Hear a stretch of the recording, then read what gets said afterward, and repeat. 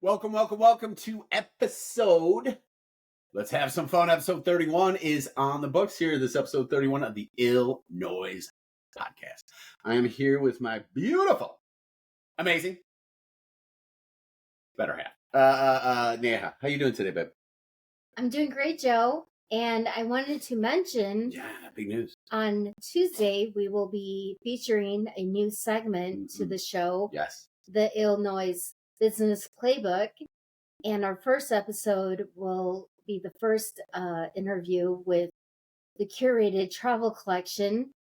Our first business will have our local travel agent, Jackie Kyriazes, and her travel business. So tune in on Tuesday, August 20th at 4 p.m. And we will have a Facebook watch party. So look out for that on our social media. And you can see the information here below on our episode. And back to you, Joe. Nice. I'm still doing better because I'm with you, by the way, but I love it. A lot of cool stuff happening. Can't wait for the business side of things to start rocking and rolling. Jackie's going to crush it because she just is. And you're going to crush it. And can't wait to also kind of show people what's up in St. Louis. Yes, we will be at Busch Stadium to announce more details about the business segment. Yes. 7 p.m. on Saturday, August 17th, live again at 7 p.m. So tune in. It will be live on our Facebook Ill Noise business page. So check it out, guys. Nice. Exciting stuff. We keep going. We keep growing. And hopefully keep flowing, right? We keep flowing. Yes. So let's get back to the fulcrum of this whole party. And the Olympics just finished, and that was pretty big. That was pretty big for us. I think arguably we watched with the Americans the greatest women's gymnast and the greatest women's swimmer, and we saw them dominate the Olympics again. Absolutely, and that's of course Miss Biles and Miss Ledecky. So that was a lot of fun. It was really cool. The thing about Miss Biles is the fact that she does things like so much greater than others that she can actually mess up, quote unquote, like not land perfectly or stumble a teeny bit, and still win. Well, yeah, and still absolutely. Win. Because, and it's really cool the way that gymnasts do. Because I think too. Like we'd grow up and there'd be some kids we'd play sports with that they were like way better than us in like some sort of sport or something, and you're like, well, I can't be judged against that person because like I'm here and that person's like, you're right.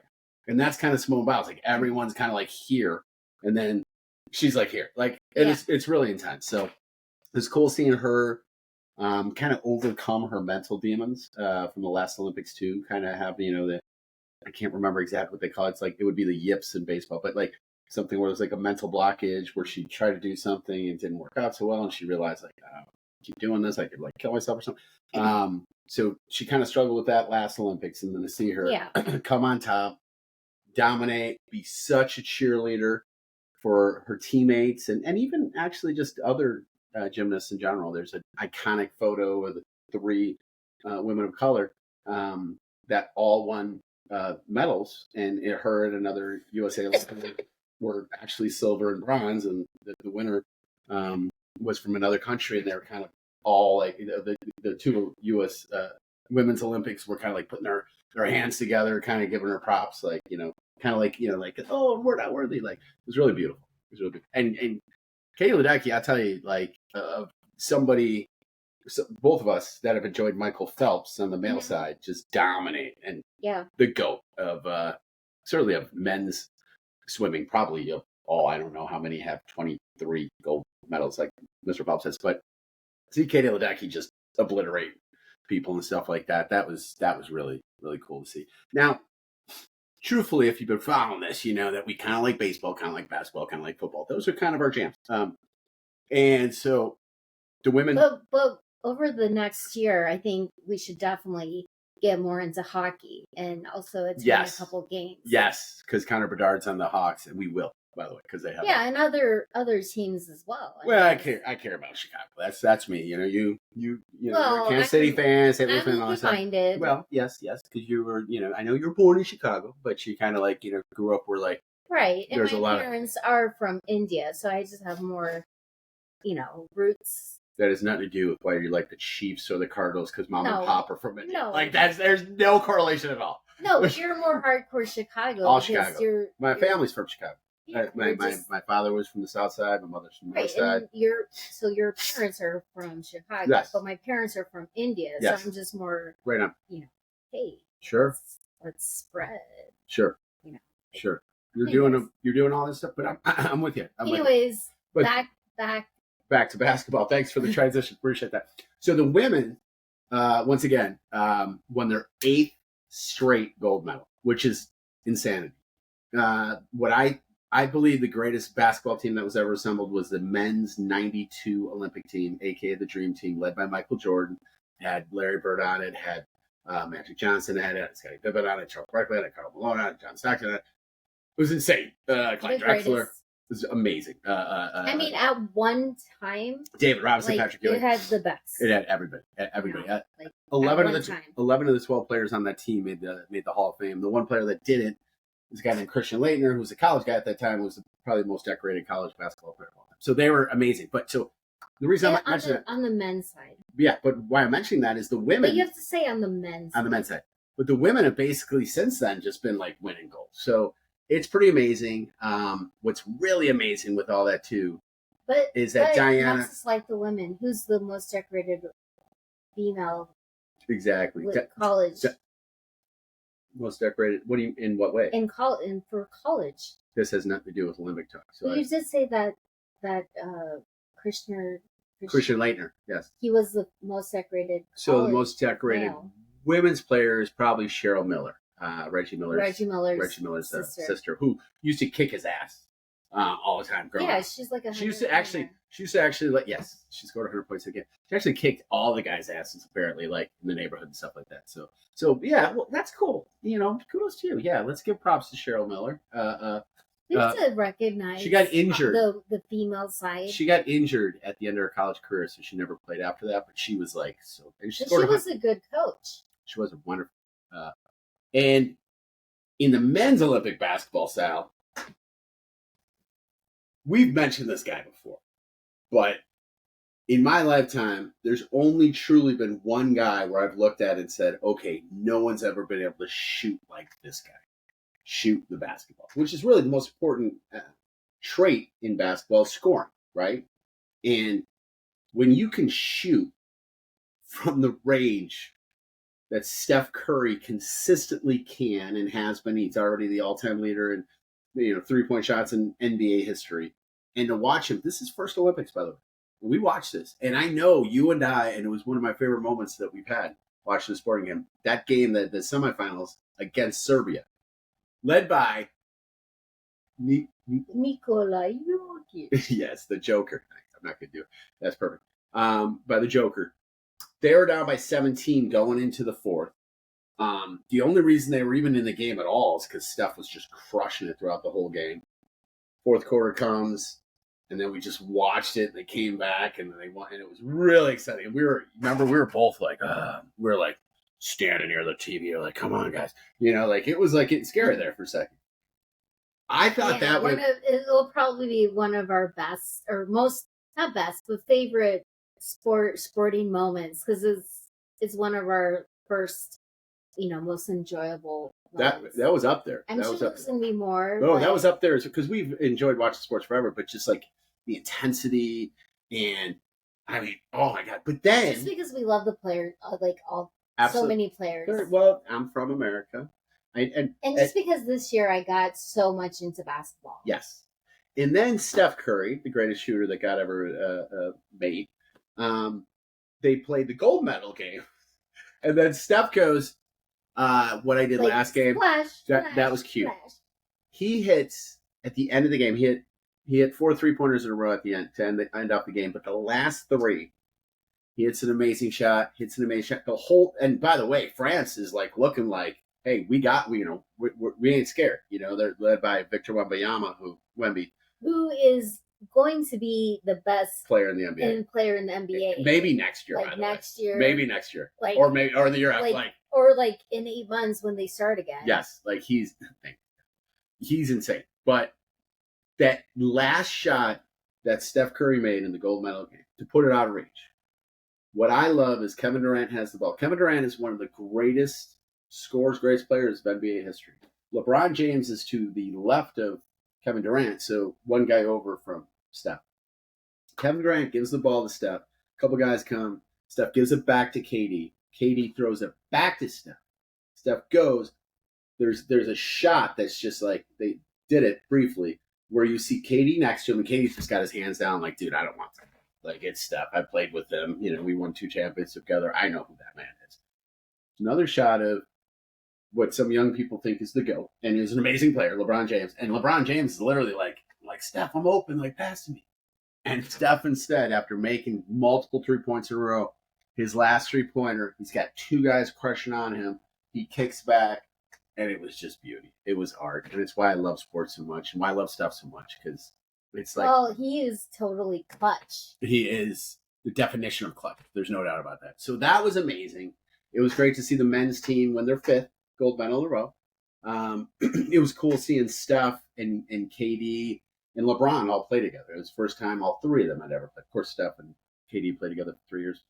In that moment, the dynamics just so amazing. But it was so cool because Steph was quiet up until those last 2 games, the most important games. And then he snapped off in the semifinals. And then the finals, everyone just remembers just Steph going off. I like this debate where it's like, oh, it was all because of LeBron. No. And it's all because of Steph. No. But it's because of all of that. Do you know what teams, if you look at the word team, TEAM, do you know what that really should stand for? Together. Yes. Everyone. Yes. Achieves more. Yes. Together everyone achieves more. Which is really what a team's all about, right? Yes, it's true. Every person contributes something, yes, and we all make it. Agreed. So it was amazing. That's what it was all about. It wasn't just because of Steph or just because of LeBron. It was again, because of both of them. I do agree. But I'm gonna remember. But I'm gonna remember though. Embiid. I think most people are gonna agree with me. Booker, all of them. I agree with that, and I don't think you're wrong. But when usually you have a thought of an Olympics, and with the men's Olympic, I'm gonna remember Steph snapping off in the semifinals and then backing it up in the finals. And again, those shots he was making, no one makes those shots really consistently at all, right? Except for Steph Curry. So, but I do agree. It wasn't just KD, it wasn't just LeBron, but Devin Booker was freaking amazing. Joel Embiid was really good. Bam Adebayo. I mean, there was some guys on the squad that were just all coming together and playing together. So it was really cool to see them win their 5th. It wasn't, just scoring, crazy. The women's won their gold by 1 point, and the men's won their gold by under 10 points. I think what the rest of the world is saying is the USA reign of terror, for other countries is coming to an end. Yeah, and you can see it. Other countries are stepping up. They're getting better. The talent is just France. Again, France has a teenage Victor Wembanyama on that team right now, and so theoretically, as one ages, they're going to get better. How many of the other players are from the other countries are also in the NBA? A lot. SGA. Nikola Jokic. Yes. Victor Wembanyama. Luka's also. Yes. They're all these Shea Gilgeous-Alexander, SGA. Yeah. He plays for Canada. You're right. And it's not just the stars, but there's just a lot of players too. In this NBA draft, the first 2 players that were drafted in the NBA draft this year were both from France. So that's what I'm saying. France, once Wemby gets a little bit older and everything else, it's going to be on like Donkey Kong. You know what I'm saying? It is going to be on like so we'll see. But I enjoyed it. The finals were great. Those shots Steph made. But again, me and you watching Serbia with the USA team went to the 4th quarter down by 17. I remember me thinking wow. So it was just cool to see them show up and show out like we try to do all the time. But I like we already mentioned, But the other players also set that foundation Of for course. us to get to the Absolutely. semifinals. And Steve Kerr did a great job being the head coach. He has some amazing. Eric Spoelstra, the head coach of the Heat, was one of his assistants. Tyronn Lue, who's the head coach of the Clippers, was also an assistant. So it was just great all around. So we'll see how it goes, though. I'm not feeling very comfortable that the USA is going to continue their dominance in either men's or women's, by the way. But it was exciting to get the goal. Major League Baseball doesn't have an Olympic medalist, but they have a beast. And that beast's name, he's not a lawyer. What is it? Aaron Judge. It's a judge. Aaron Judge, yesterday against my woefully pathetic, disgusting Chicago White Sox this year. I love you guys, but yes. Aaron Judge yesterday became the player to reach 300 home runs faster than any other Major League Baseball player has ever done it. Now, there's a little caveat. Aaron Judge came into the league a little bit later than most. I will also say Babe Ruth, from back in the day, also didn't start being a full-time hitter till his late 20s. So Aaron Judge started in his mid-20s. So, context means everything. But Aaron Judge just got to 300 home runs faster than anyone's gotten there as far as games played. And I think we're watching just amazing greatness. And what I will say from somebody that was stained, you were saying before, who are some of the other guys back in the day that hit a lot of home runs? Because Aaron's like this, he's like this amazing home run hitter. So, well, Mark McGwire, right? I know you mentioned him before. Sammy Sosa, Barry Bonds. Yeah. All those guys basically have ties to steroids. So here's what I will say: my first love was baseball. I know I mentioned like episode 1 playing with my dad on the side, and you said don't mention your parents anymore. And like baseball's always been in my blood. I love baseball. And then all of a sudden, the late '90s happened. Right when I was getting ready to, go to another stage of my life. And I remember Mark McGwire and Sammy Sosa in the late '90s. I mean, you were a teenager at the time, but like I remember, right? It was like this huge home run chase, and it was so exciting. It brought people back because the Major League Baseball had a huge strike in the mid '90s. It totally up things up. They canceled the World Series. It was horrible. And this really, like in '96, Cal Ripken broke Lou Gehrig's streak of most consecutive games. That kind of brought people back. But then in the late '90s with Sammy Sosa and Mark McGwire in 1998, that home run chase, like that did it, where Mark McGwire got the record of 70 over Roger Maris at 61, who got one more than Babe Ruth 60, 8 less games. Anyway, but then we all found out that all those guys, Bonds and Sosa, McGwire, they're all roided up. So I hope and pray that Aaron Judge is clean. And I know I'm not saying at all that he's not. I'm not saying at all. I'm just saying I remember watching all those guys like, Mark McGwire's amazing, holy cow. And later on you find out that he's shooting up his butt with roids and stuff. So I'm just loving it. And by the way, they have a really strong steroid policy right now, so I'm not making any accusations at all, nor do I believe it. I'm not saying that. I'm just saying, God, I hope I'm right. But it's been really exciting. Aaron Judge is he's Frank Thomas of my beloved White Sox, and you remember Frank Thomas. Like Frank Thomas was like 6'5", like 275, no steroid connotations ever. But he played tight end for Auburn. Like he was just a big dude. That's how Aaron Judge is 6'7". At like 260. Like he's just huge too. And he's always been huge, just like Frank. So it's been awesome to see. I hope he gets to 600 because I think he might be the last player. Well, not. But it's been a while since anyone hit 600 home runs that didn't have any sort of steroid maybes attached to him, because Frank Thomas was huge. He got the 500, blah, blah, blah. So we'll see, but props to you. NFL is also getting ready to rock and roll. Of course, Bears are on Hard Knocks. Not much to say there. If you want to watch sports, watch sports. I gotta be honest, I'm not a big fan of the whole Hard Knocks, just in general. It's all soap opera-y. But it has been cool just some of the snippets that are like, hey, check it out, when they're actually gameplay or really get really into the actual player and how they love sports. It's been great seeing. And we're coming up on week 2 of the preseason. And this is for your boy up there, Mr. Mahomes. What's up, Mahomes? Mr. Mahomes. my guy Caleb from Chi-Town and everyone else, this is usually the week of the preseason where most of the starters from the teams play the most. So it's actually really exciting. But it's after they play one quarter. Well, last week they played about a quarter. This week they should play that was an awesome scrimmage. Yeah. No, it wasn't a scrimmage. It was a preseason game, but it's glorified scrimmage. I'm with you. That's what I always tell my brother. It's a glorified scrimmage. Yeah. That's what I meant. But Caleb, I guess we haven't had it since the day last week. Good call, by the way.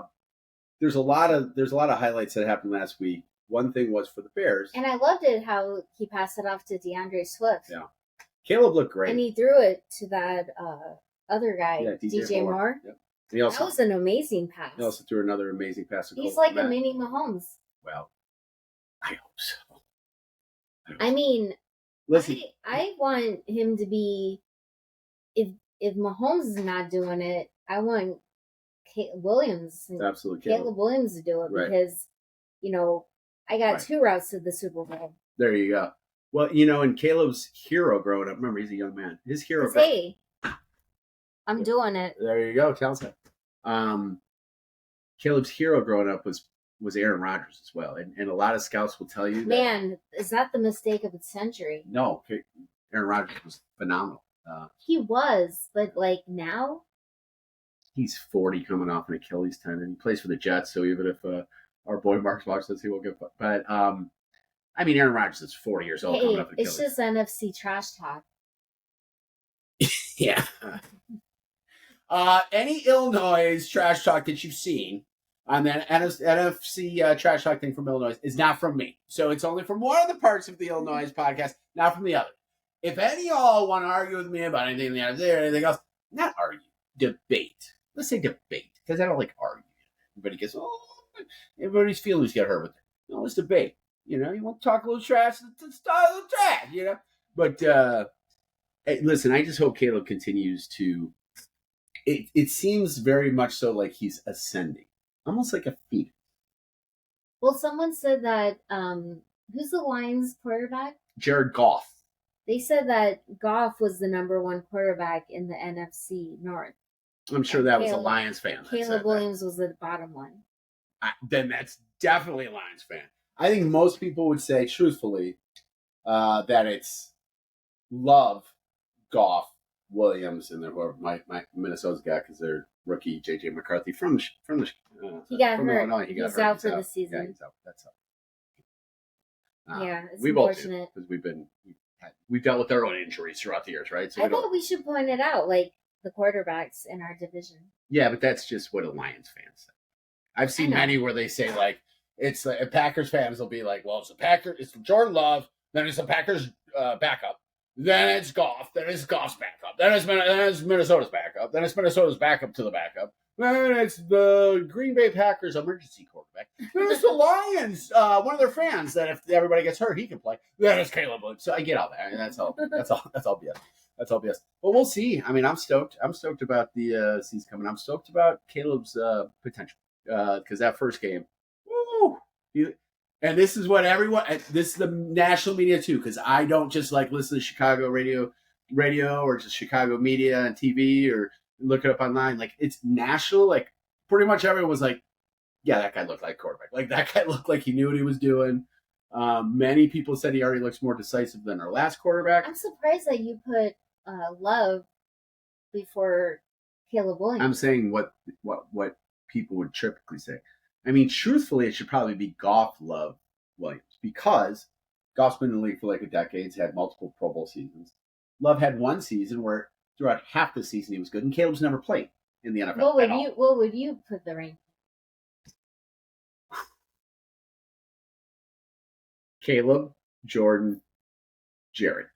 So I'd go with a little Williams, Love, Goff. That'd be me. Me too. Well, we'll see. Come on, don't leave me hanging. Yeah.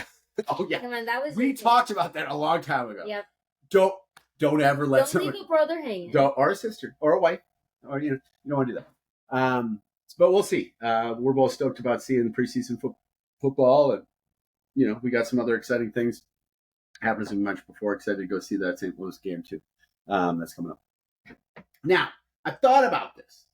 And I don't think we should call this last section movie reviews. I think we should call it movie revisits.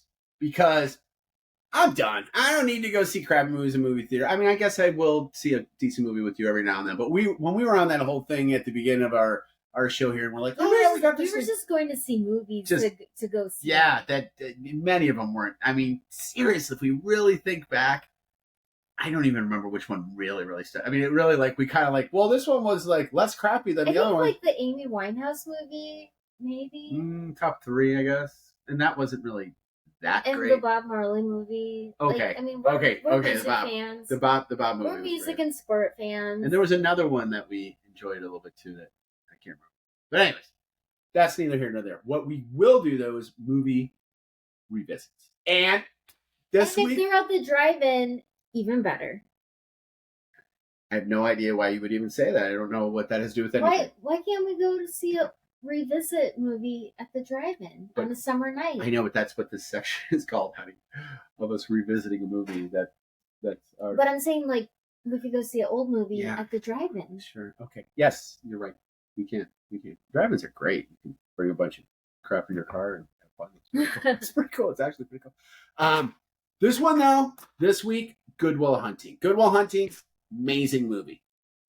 3 characters and actors. You all know them. First guy, blonde hair, glasses. Matt. I got it, babe. I'm going to take care of this. Okay. So anyways, good call. But we got Matt Damon and Robin Williams, really. Ben Affleck's auxiliary. But we got Matt Damon, who's Will Hunting. And they want him to be good. So that's why it's called Good Will Hunting. Right? It's kind of a bad guy. They have another guy, Sean, who's a doctor, played by Robin Williams. Rest in peace. Who's amazing. Vietnam vet. A lot of cool stuff happens, but here's basically the premise of the movie. So Will Hunting is basically a foster child. I know a lot about that. I worked in the industry and stuff like that, helping those kids. It's foster child, right? He was treated like crap. In foster care, he's treated like crap, abused a lot. He's got a lot of mental abuse, a lot of physical abuse, a whole bunch of crap that dealt with. So now he's like a young adult, still dealing with all that crap. Sean, Robin Williams' character, is he's either a therapist or psychiatrist. Don't know his true educational background, but anyways, he's Will's therapist. And Sean's actually deeply damaged himself because he's a military veteran that saw a bunch of crap you wouldn't want to see, and his wife died suddenly, and he kind of pulled down all that. So Will and Sean end up getting this great relationship. Will, during the time that he's getting therapy, meets a girl played by Minnie Driver. Nice, was cool, got the little accent, everything's cool, in Harvard, because Will is actually a janitor at Harvard, but he's a really smart guy. He's brilliant. Gotta meet. Wait, I thought too much. No. So, anyways, all this stuff starts happening. I was young at the time. Yeah. It doesn't matter. So all this stuff starts happening, and there's some good things. Some people are talking about apples. You like apples? I got her number. How about them apples? All this stuff happens. Boom. Will has to figure out, does he really want to be with his woman? Doesn't know because he's all damaged. And Sean basically says, hey, sport, listen, sport. Hey, it's not your fault, right? That's what happens at the end. And at the end of the movie... is his friend Ben also a janitor? No. Ben's just a nincompoop. He works in construction. Not that working in construction makes you a nincompoop, but he's just kind of like a simpleton. A random guy. Yeah. Like a random friend. Good guy. Loves him. Will, all his boys love him. They're like his boys. Like, they'll do anything for him, right? But Will ends up in the movie, takes a chance, goes to see a girl, whole thing. Went to see about a girl that was Sean's line. Beautiful thing. Everyone smiles. There's tears. There's laughter. It's awesome. So if you want to go see a movie from back in the day, it came out in the 90s, late 90s. Good Will Hunting. Good Will Hunting. Listen, everybody. No. It was early to mid 90s. Because if it was late 90s, I would have seen it. It was early to mid. No, it was mid. It was mid. It was early to mid. Check it. I want to say 96. Don't know. No, 92 to 93. No, it wasn't 92 or 90. Nope. Should we bet? Yeah, we're going to bet. And I'm going to bet that this was a great episode, a great show. We appreciate you guys being around. Have a great week. Check out this weekend and check out on Tuesday.